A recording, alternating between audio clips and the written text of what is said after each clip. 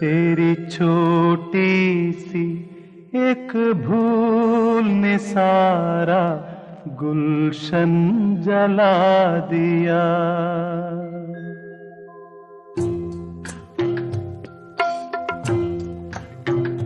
तेरी छोटी सी एक भूल ने सारा गुलशन जला दिया। क्या महकेंगे फिर फूल कभी, क्या फिर से बहारें आएंगी। तेरी छोटी सी एक भूल ने सारा गुलशन जला दिया। क्या बात है सीमा, तुम कुछ परेशान लग रही हो। कुछ दिनों से मैं देख रही हूँ ना तुम हमसे अच्छे से घुल मिल कर बातें कर रही हो और ना ही पढ़ाई में तुम्हारा ध्यान है। आखिर बात क्या है? अरे नहीं, कोई बात नहीं है। मेरे सिर में दर्द हो रहा है, मैं घर जा रही हूँ। अरे सीमा रुक तो, सुन तो, अभी हमारा इम्पोर्टेंट लेक्चर है। प्राची, सीमा ठीक तो है ना? कहीं उसके घर कुछ प्रॉब्लम या फिर पढ़ाई का कोई टेंशन? वह छोटी छोटी बातों से परेशान हो जाती है और किसी से कुछ शेयर भी नहीं करती। अगर वह हमें मिले तो हम उसे कुछ पूछे, लेकिन वह तो मिल ही नहीं रही है। हाँ, अभी देखा ना, जैसे ही मैंने उससे कुछ बात करनी चाही तो वो उठ के चली गई। मुझे लगता है हमें उसके घर जाना चाहिए, शायद कुछ पता चले।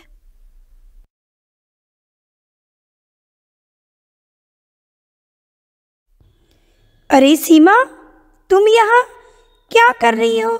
क्या बात है, रो क्यों रही हो? नहीं, कोई बात नहीं है। पर तुम सब यहाँ कैसे? तुम्हारे घर ही जा रहे थे तुमसे मिलने, पर तुम यहाँ, क्या बात है? अरे नहीं ना, कोई बात नहीं है। घर क्यों? देखो देखो, मैं ठीक हूँ। अच्छा चलो, मैं चलती हूँ, मैं जा रही हूँ।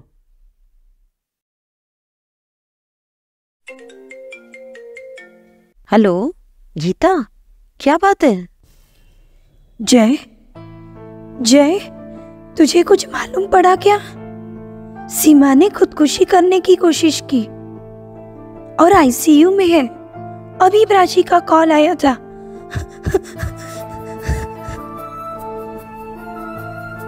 नहीं, मुझे नहीं मालूम, पर गीता संभालो अपने आप को। Let's go to hospital. Bye. तेरा अक्स है जो, तू भी वो ही क्यों नहीं।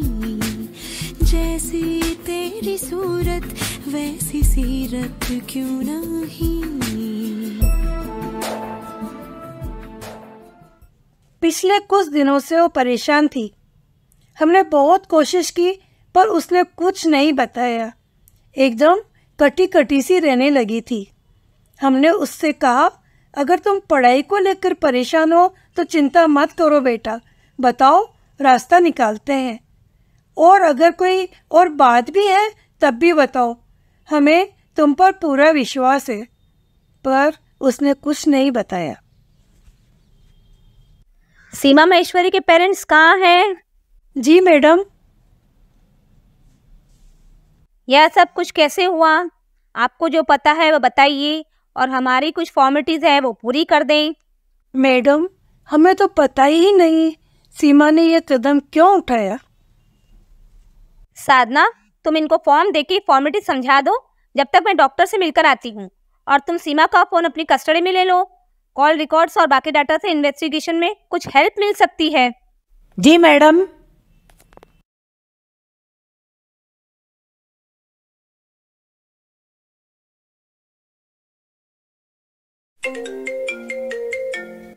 हेलो प्राची। नमस्ते अंकल, सीमा कैसी है? वो पुलिस स्टेशन पर मिलने बुलाया है, पर क्या तुम मिलने जा पाओगी? मुझे इस कंडीशन में उनकी बातें भी न समझ आएगी और कुछ पूछेंगे तो मैं जवाब ही नहीं दे पाऊंगा। हाँ अंकल, आप फिक्र ना करें, मैं चली जाऊंगी। आप अपना और सीमा का ध्यान रखें, ठीक है? नमस्ते। नमस्ते बेटा।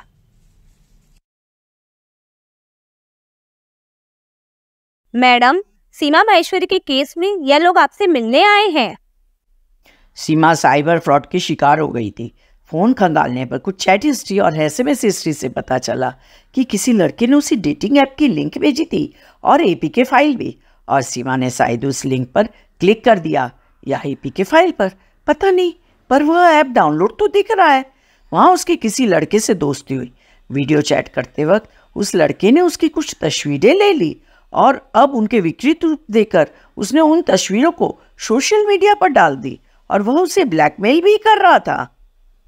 मैडम, यह सब कुछ हमारे लिए बहुत ही शॉकिंग है।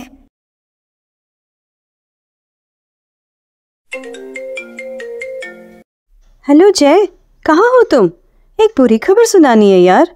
लास्ट वीक अरुण ने खुदकुशी करने की कोशिश की। हाँ, मैंने भी सुना है। वो भी सीमा की तरह साइबर क्राइम करने वाले ट्रैप में फंस गया था। वह हनी ट्रैपिंग का शिकार हुआ था। हाँ, ये लोग डेटिंग ऐप पर पैसों के लेन देन से लेकर सेक्सुअल हरेसमेंट कर पता नहीं कितने ही युवाओं को अपना शिकार बनाते हैं। सीमा और अरुण तो हमारे दोस्त थे, इस वजह से इस डेटिंग ऐप का इतना भयानक चेहरा हम करीब से देख पाए, नहीं तो हम भी सिर्फ औरों की तरह इन बातों को न्यूज़ में सुनकर अनसुना कर देते।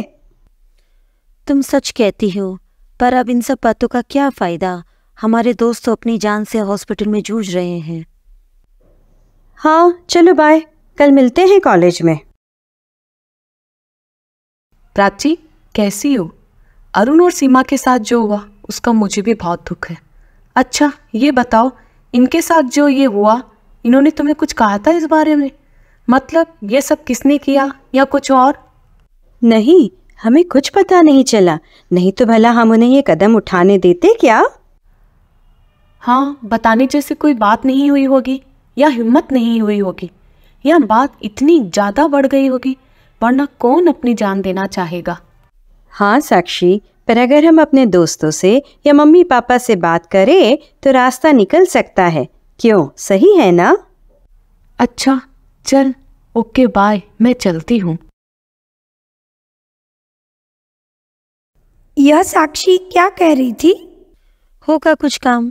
जब कुछ काम होता है तभी तो वह प्राची से बात करती है, नहीं तो अपनी ही अकड़ में रहती है। स्कूल में मिला होगा इम्पोर्टेंस।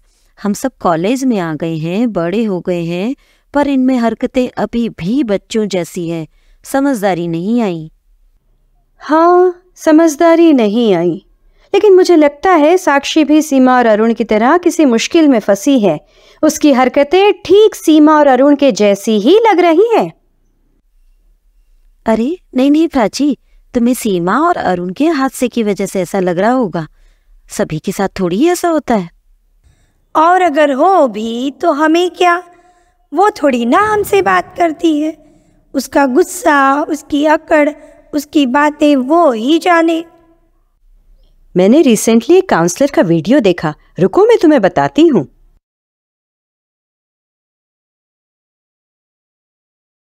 साइबर क्राइम या फ्रॉड में जब यंगस्टर्स ट्रैप हो जाते हैं तो उनका बिहेवियर कैसा हो जाता है? बीइंग पेरेंट्स, फ्रेंड्स, हम ये कैसे जाने कि वो साइबर फ्रॉड का शिकार हो गए हैं?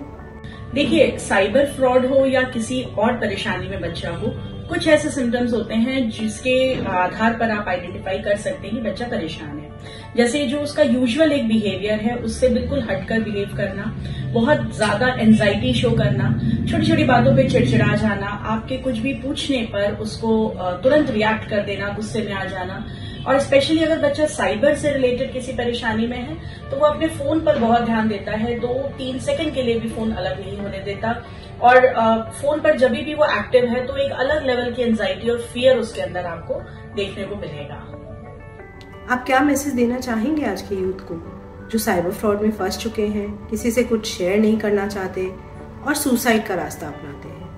देखिए, बच्चा जब ऐसी किसी सिचुएशन में फंस जाता है तो कई बार वो डरता है कि अगर वो घर में बोलेगा तो घर वाले कैसा रिएक्ट करेंगे, और बहुत ज्यादा डिप्रेस होकर वो इस तरह का कोई रास्ता अपना लेता है।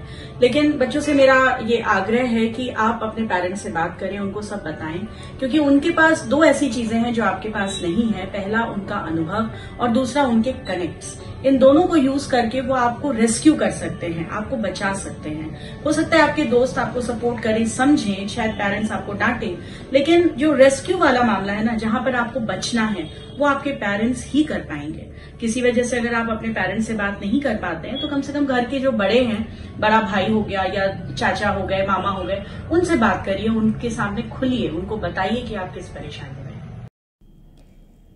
अच्छा हुआ प्राची, तुमने यह वीडियो हमें दिखाया। अब हम सीमा और अरुण के बिहेवियर को समझ रहे हैं। मुझे पूरा विश्वास है कि साक्षी भी किसी मुश्किल में है और शायद इसीलिए वो सीमा और अरुण के कदम को जस्टिफाई कर रही थी। हम एक और सुसाइड अटेम्प्ट होता तो नहीं ही देख सकते ना। Let's find out the truth. हम अभी साक्षी के घर चलते हैं।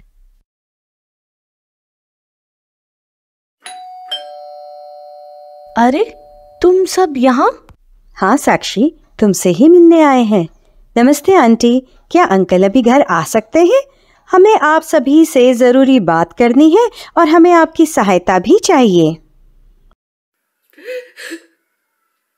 पर बात क्या है? साक्षी बेटा, तुम रो क्यों रही हो? मैं अभी फ़ोन करके तुम्हारे पापा को बुलाती हूँ। पर बेटा, तुम रोना बंद करो, शांत हो जाओ। क्या बात है? मेरी इंपॉर्टेंट मीटिंग छोड़कर तुमने मुझे घर आने के लिए क्यों कहा?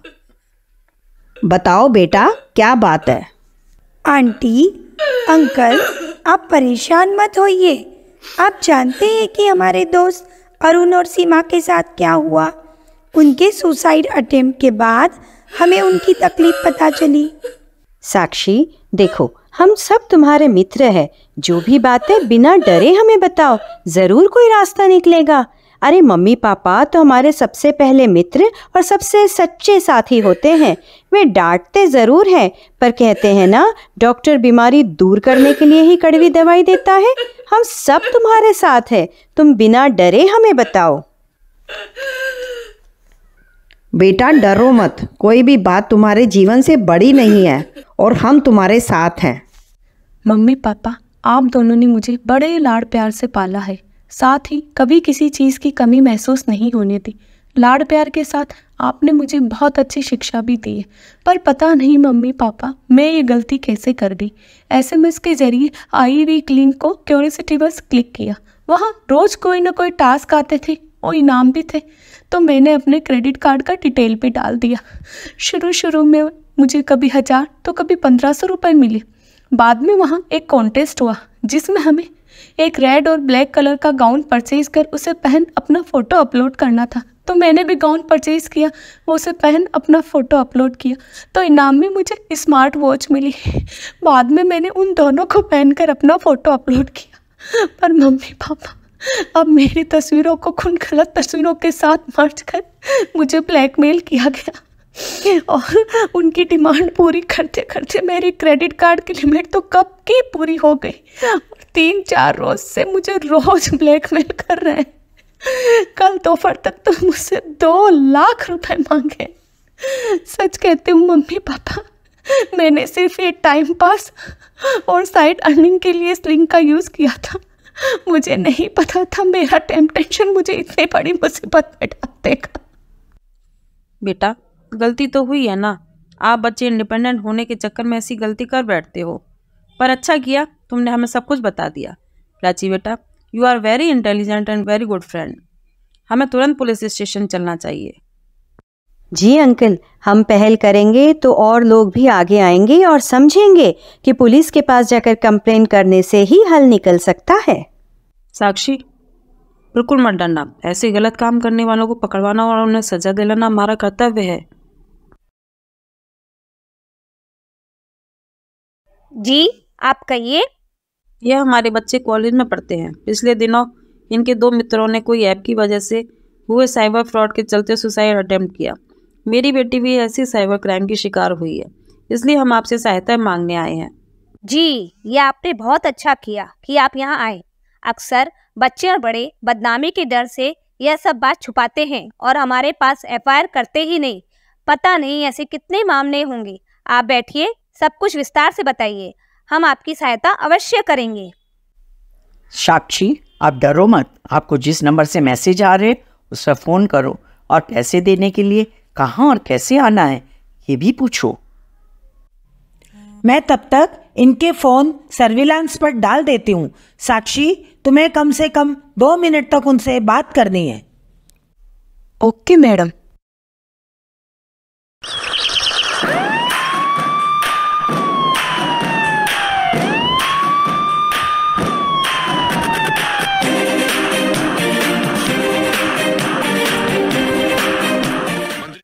जो साइबर क्राइम के विक्टिम यानी पीड़ित होते हैं वह खुलकर किसी से कोई बात शेयर नहीं करते, ना ही पुलिस कंप्लेन करते हैं, ना ही अवेयरनेस लाने के लिए अपने रिश्तेदार दोस्तों में उनके साथ हुए हादसे की, साइबर धोखाधड़ी की चर्चा करते हैं। उस वजह से साइबर क्रिमिनल्स के हौसले और बढ़ जाते हैं। आप सभी से पुलिस डिपार्टमेंट की विनती है कि आप कभी भी किसी साइबर क्राइम के शिकार हुए हैं तो उससे संबंधित जानकारी पुलिस को बेहिचक दे, ताकि ऐसे साइबर अपराधियों को पकड़कर समाज को सुरक्षित रखा जा सके। इंटरनेट और उसकी सुविधाओं का सूझबूझ कर उपयोग करने से हमें कोई मुश्किल नहीं आएगी। आज जब खुद पे या अपनों पर बीतती है तभी समझ में आता है कि हम कहाँ खड़े हैं और हम कितनी चीज़ों को हल्के में लेकर उन पर ध्यान ही नहीं देते। तो आगे से हमारा प्रण है कि हम खुद और जागरूक बनेंगे और समाज में जागरूकता लाने की कोशिश करेंगे। साक्षी, तुम्हारे दोस्तों का साथ और ऐसे समझदार माता पिता के सहयोग से आज यह गिरोह पकड़ा गया। हमें हमेशा सावधान और सतर्क रहना चाहिए।